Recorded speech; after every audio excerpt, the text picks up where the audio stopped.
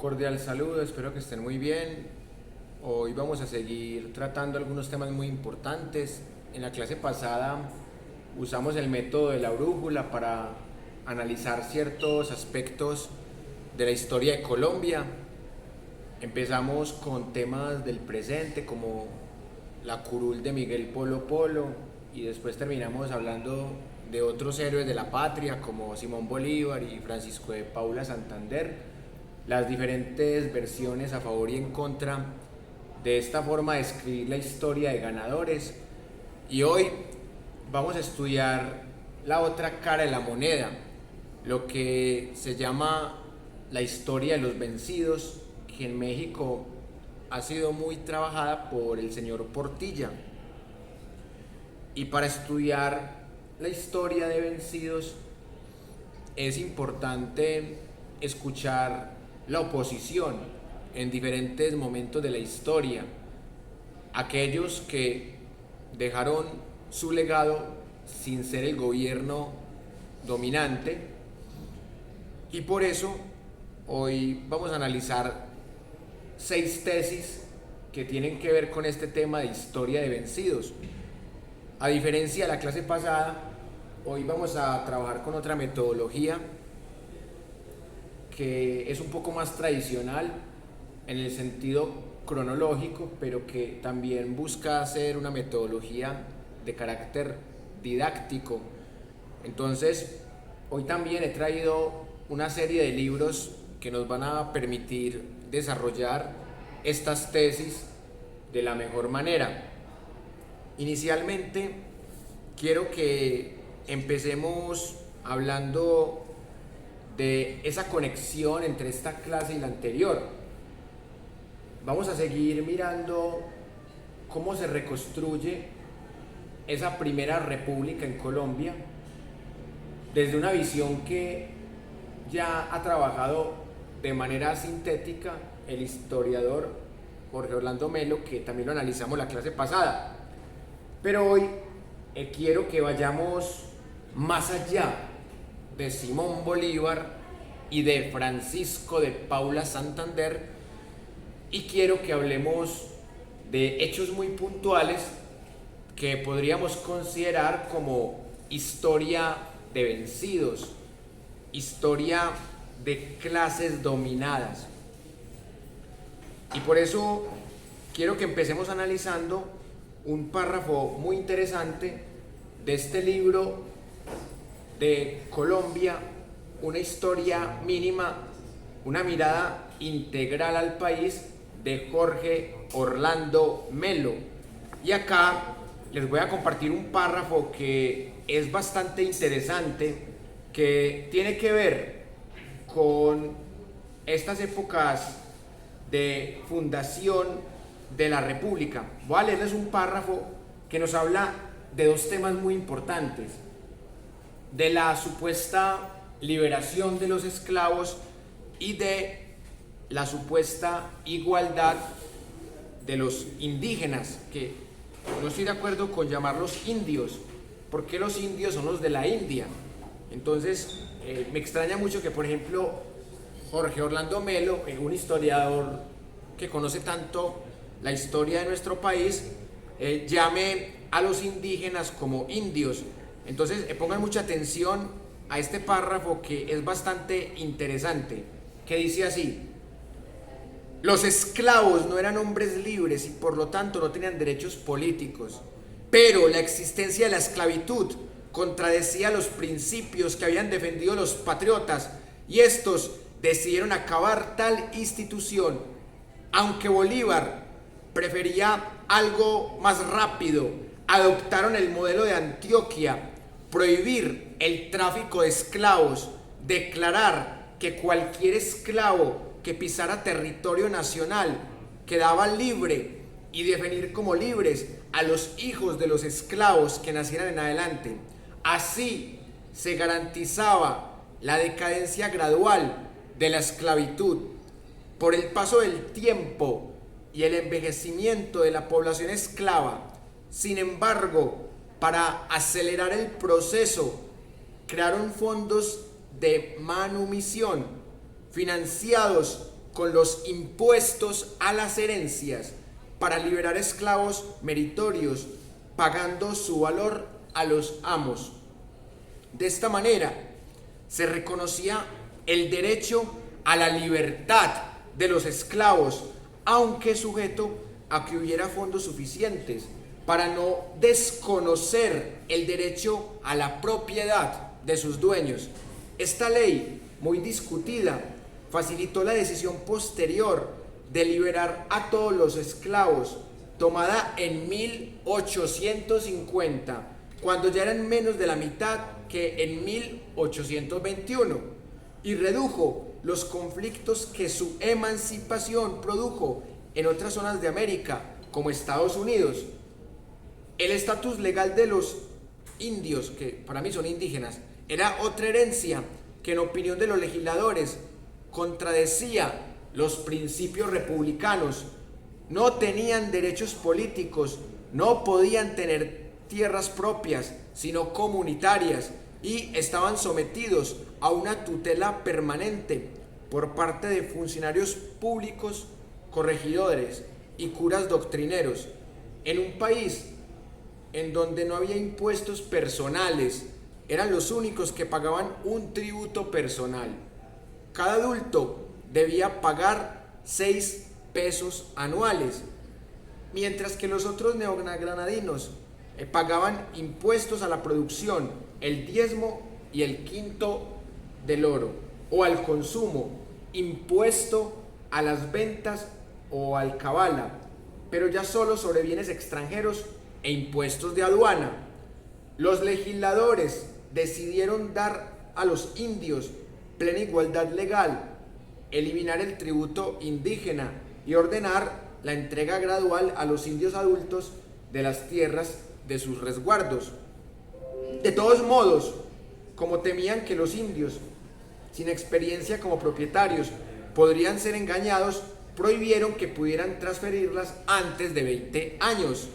La distribución de resguardos no tuvo apoyo de las autoridades indígenas ni respondía a una demanda de los indios, estos que no habían tenido propiedad privada en sus comunidades prehispánicas, habían convivido a satisfacción con la forma comunitaria de propiedad. Rechazaron que las autoridades españolas redujeran el tamaño de los resguardos y suprimieran algunos, obligando a los indios a trasladarse a compartir la tierra con otros. Pero aunque la tierra de comunidad no fuera propiedad plena, creaba las bases para su supervivencia. Por ello, esta propuesta de división produjo en general el rechazo de las autoridades indígenas, y fueron pocos los resguardos que se disolvieron en el siglo XIX. En este largo párrafo, entre las páginas 124 y 125 de este libro de Jorge Orlando Melo, podemos notar una parte de la historia que en su momento las élites ocultaban, la historia de los que todavía seguían siendo dominados en una etapa republicana. Y la pregunta que nos hemos hecho en estos cursos es: ¿cómo podemos hablar de república cuando se mantenían prácticamente las mismas relaciones de dominación que en la colonia? Había una oligarquía, había una burguesía como nueva ama, los esclavos seguían siendo esclavos, los indígenas seguían siendo subestimados, seguían pagando unos tributos injustos, las mujeres obviamente no podían votar, solo lo lograron en el gobierno de Rojas Pinilla, en una época en donde ya habían pasado más de 130 años de la independencia, de la supuesta independencia de España. Entonces, se ha llamado históricamente a esta época como una republiqueta, y creo que el concepto de republiqueta es muy grande para lo que era esta época. Simplemente, desde una historia decolonial, podríamos decir que seguía siendo un régimen totalmente antidemocrático, para nada republicano, en el que solamente hubo cambio de amos, porque ya los amos no eran los españoles y su imperio, sino económicamente los británicos y políticamente los burgueses que hicieron la supuesta independencia de España, entre ellos Simón Bolívar, Francisco de Paula Santander y compañía. Por eso es tan importante esta parte de la historia. Si bien critico bastante el uso que hace aquí Jorge Orlando Melo del concepto de indio, porque no son indios, son indígenas. Los indios son los de la India. En lo demás estoy totalmente de acuerdo con esta forma de escritura, porque es una posición de colonial. Es una posición que en ese trabajo que también analizamos la vez pasada del colombiano, no se nota muy clara. Y quiero que hagamos la comparación, porque ahí estamos leyendo algo que nos conduce a dos épocas distintas pero contiguas. La época de la Constitución de Villa del Rosario de Cúcuta en 1821 y la época de 1850, de 1851, cuando en la presidencia del liberal José Hilario López se empiezan a hacer unas reformas que inducen a una guerra civil. Entre ellas, una reforma liberal es abolir definitivamente la esclavitud en Colombia. Pero lo más chistoso de todo, o lo más triste de todo, es ver que había cientos de esclavos peleando en la guerra civil a favor de la esclavitud, porque ellos creían que si se acababa la esclavitud se quedaban sin trabajo. Y eso, en la época actual, lo podríamos llamar el complejo de Estocolmo, que la persona que está esclavizada, que está adoctrinada y alienada, cree que su opresor tiene la razón. Por eso hemos hablado en otros espacios y también en otros cursos del uribista pobre, o sea que Uribe ha gobernado con unas políticas que favorecen los más ricos del país y sus títeres también, como Iván Duque Márquez, pero aún así hay millones de uribistas pobres. Y así como en la época actual hay millones de uribistas pobres, en esta época del siglo XIX también había cientos y quizás miles de esclavos que estaban a favor de la esclavitud y que se hacían matar en la guerra civil de 1851, de ese tema de la esclavitud, o sea, se hacían matar por seguir siendo esclavos. Bueno, voy a cerrar la puerta porque hay un ruido externo que nos está desconcentrando un poco. Esperemos pues que no nos tiene mucho volumen. Listo, creo que dice usar un poco. Esperemos que le mermen también. Bueno, ahora sí les voy a compartir esta visión de la misma época, pero que es una historia de vencedores, porque la mejor forma de entender la importancia de la historia de los vencidos es comprender también las fallas, los vacíos de la historia contada por los ganadores o los vencedores. Este trabajo también lo hemos analizado y es el mismo libro que teníamos la vez pasada del colombiano, que si bien habla un poco de esclavos en esta página que les había mostrado, no muestra realmente cómo se construye la republiqueta en Colombia. Voy a leerles un párrafo que nos va a mostrar esto, para que ustedes saquen sus conclusiones.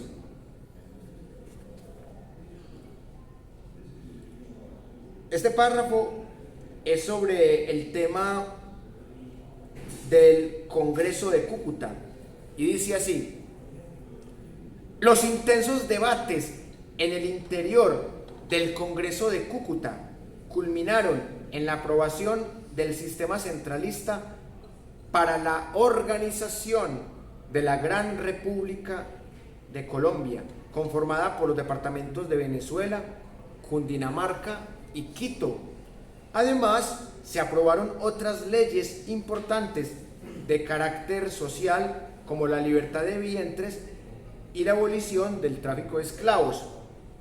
La esclavitud, sin embargo, no fue abolida sino hasta mediados del siglo XIX. A los indígenas, por otra parte, se les reconocieron algunos derechos heredados de la época colonial y se les declaró exentos del pago de tributos, pero responsables del pago de impuestos regulares. Como se trataba de borrar el pasado colonial y todo lo que lo recordaba, se llevaron a cabo algunas disposiciones como la abolición del Santo Oficio de la Inquisición, que funcionaba desde 1610.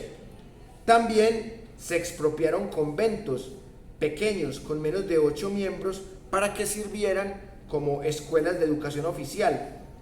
Para lograr esto, se reformaron y unificaron los planes educativos en todo el país. El Congreso de Cúcuta también aprobó varias leyes que permitían la libertad de imprenta, así como las libertades públicas. En la economía se estableció la ley del impuesto sobre la renta, especialmente para la propiedad rural y urbana, y se simplificó el sistema aduanero, moderando las tarifas de importación. Y frente a las manufacturas inglesas que ya empezaban a inundar el mercado interior, se fomentó el proteccionismo a todos los productos nacionales. Bueno, en este párrafo hay que aceptar que por lo menos se muestran hechos verdaderos, que también nos mencionaba Jorge Orlando Melo. Sin embargo, no hay un cuestionamiento a la República. Eso es lo que yo critico del colombiano. Son verdades a medias, porque al menos en el párrafo de Jorge Orlando Melo se nota una crítica que también es tibia, pero que hay una crítica a la República que se estaba armando. En cambio acá, si bien dicen hechos verdaderos, no existe una crítica explícita a la republiqueta que se estaba formando. Y eso que aún así Jorge Orlando Melo también me parece un poco tibio, porque es que eso de decir que no, que la Gran Colombia, la República, o sea, porque esta historia dominante no discute el concepto de república. ¿Por qué llamar república a un régimen en donde se mantienen los privilegios, en el que solamente se cambia la clase dominante? Se cambia de gobierno, pero no se cambia de régimen, como diría el difunto conservador asesinado en el gobierno de Samper, Álvaro Gómez Hurtado. ¿Qué nos ganamos con cambiar de gobierno si el régimen sigue siendo el mismo?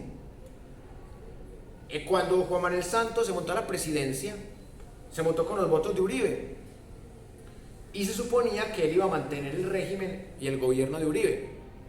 Pero Santos modificó un aspecto muy importante del gobierno de Uribe, que Santos empezó a hacer la paz, o al menos un proceso de paz, con los mayores enemigos de Uribe, que son las FARC.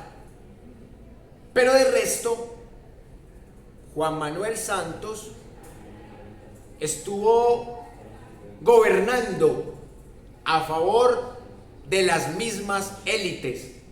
Totalmente gobernó a favor de Estados Unidos. Muestra de ello ese nefasto tratado de libre comercio. Estuvo negociando a favor de las multinacionales, mantuvo el robo de Reficar que había empezado en el gobierno de Uribe. Así que la única gran diferencia entre el gobierno de Uribe y el de Santos fue que Santos negoció con la guerrilla de las FARC, y de pronto que en el gobierno de Santos de 8 años no se cometieron tantos falsos positivos como en el gobierno de Uribe del 2002 al 2010, pero de resto fue exactamente lo mismo. Ahora con el gobierno de Petro pues hay que esperar, porque el hombre no ha empezado a gobernar. Uno lo que podría decir es que en Colombia nunca se había visto que FECODE participara en un empalme presidencial, que en Colombia nunca se había visto que una revolucionaria hippie fuera ministra de Cultura, una señora que fue nadaísta, que fue parte del Partido Comunista, que fue sobreviviente del genocidio contra la Unión Patriótica y que uno perfectamente se la puede encontrar en el Parque del Periodista o en Bantú. No digo que tirando vareta, pero uno se la puede encontrar parchada por ahí porque es una señora como nosotros. O sea, es una señora que no ha tenido poder. La señora Patricia Ariza, ministra de Cultura. Entonces, uno sí nota que por lo menos con Petro hay una pequeña esperanza de cambio, porque es que no podemos creer que Petro va a cambiarlo todo en 4 años. Sabemos que Petro es un gobierno de transición, que le puede ir bien, que le puede ir mal, que le puede ir más o menos, pero que al menos por ahora Petro ha hecho cosas diferentes, muy diferentes a Santos y a Uribe y obviamente a Duque. Entonces, volviendo al tema histórico, hace falta una historiografía más decolonial, como dirían en México, más de historia de vencidos, porque si bien estos libros que hemos compartido hoy hablan de hechos verdaderos, hace falta más rigor crítico. Hay mucha tibieza todavía para negar que no hubo ninguna independencia, que no hubo ninguna república, que esto sigue siendo casi que lo mismo que la época colonial, que los imperios siguen manejando con este dedo a Colombia, que en el siglo XIX el imperio británico manejó con este dedito a Colombia y que en la actualidad el imperio de Estados Unidos sigue manejando a Colombia con este dedito, con la OTAN, con las bases militares, con el Plan Colombia, con el Código Urdaneta, con el robo de Panamá, que suena muy patriótico decirlo, pero Panamá se la robó Estados Unidos. El robo de las multinacionales, que son en diferentes épocas, la masacre de las bananeras, que fue de autoría intelectual de una multinacional estadounidense llamada United Fruit Company. Son muchas cosas para decir que Colombia es un patio trasero de los Estados Unidos.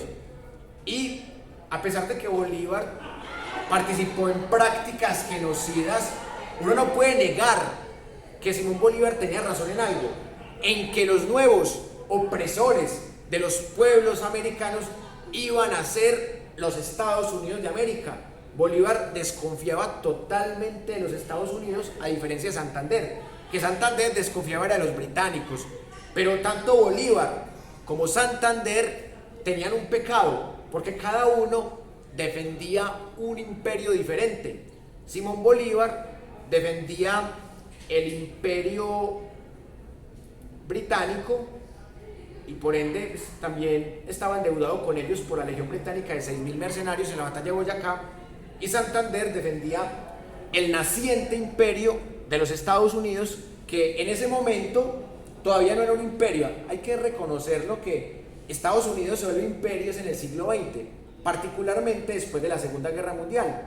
Antes, en el siglo XIX, los grandes imperios eran el turco otomano, el ruso zarista, el francés, el británico y ya más debilitado el español. Todavía Estados Unidos no era imperio, pero ya era un país con aires imperialistas porque estaba invadiendo territorios. Tanto así que a mediados del siglo XIX, Estados Unidos se apropia a través de la guerra de prácticamente la mitad del territorio de México. Por eso la parte sur de Estados Unidos son puros mexicanos que hablan inglés. Los Ángeles, California, Texas, Arizona, Nuevo México, todo eso son mexicanos que hablan inglés. Y que si no hubiera habido esa guerra de mediados de siglo, México sería el país grande, no Estados Unidos. Pero eso más adelante lo discutiremos. Entonces, en la segunda tesis, ya quiero que nos metamos en el tema de un historiador británico. Pero es británico, pero lleva más de 50 años, casi 60 años, estudiando la historia de Colombia. Este británico sabe más de Colombia que la mayoría del pueblo colombiano, y por eso en la segunda parte de esta clase vamos a analizar algunas tesis que propone aquí el señor Malcolm Dees. Es un trabajo bastante interesante, además que a mí me encanta esa forma de escribir la historia, porque es alguien que es de un país que aparentemente es imperialista, sobre todo históricamente, pero que tiene una lectura crítica de la historia de Colombia y que en vez de quedarse en su país, se vino para Colombia a investigar y a tratar de comprender realmente quiénes son los que nos han gobernado, por qué somos una republiqueta, y utiliza una estructura muy interesante que es la historia ensayística. A mí me gusta más esta forma de historia, de ese historiador que habla en primera persona, de ese historiador que no le da miedo decir la verdad, de ese historiador que, si bien no es totalmente decolonial, para esta época de los 60 ese trabajo adquiere gran valor crítico y se acerca un poco en algunos aspectos en la historia de vencidos. Y les pongo solamente un ejemplo: Rafael Uribe Uribe, un tipo que nunca fue presidente, más allá de que ayudó a montar a José Vicente Concha en el gobierno en el que lo mataron también. Si él le dedica varias páginas a alguien que no fue presidente, es porque también le gusta la historia de los vencidos, y por eso quiero que en esta segunda tesis analicemos la propuesta del señor Jorge Orlando Melo en comparación con la de Malcolm Diz y con la del periódico El Colombiano, porque ya sabemos cómo narran la historia de estos dos, porque estas fuentes también las habíamos traído de la clase pasada, y hoy quiero que profundicemos en personajes como los gramáticos. O sea, qué poder tenían los gramáticos en esta época, porque antes nos gobernaban gramáticos, latinistas, y ahora nos gobiernan presidentes que, como decía Claudia López, no habían administrado ni una tienda. Presidentes que cometen errores intelectuales imperdonables y que van a quedar en la historia por ladrones y por brutos, no hay otra palabra.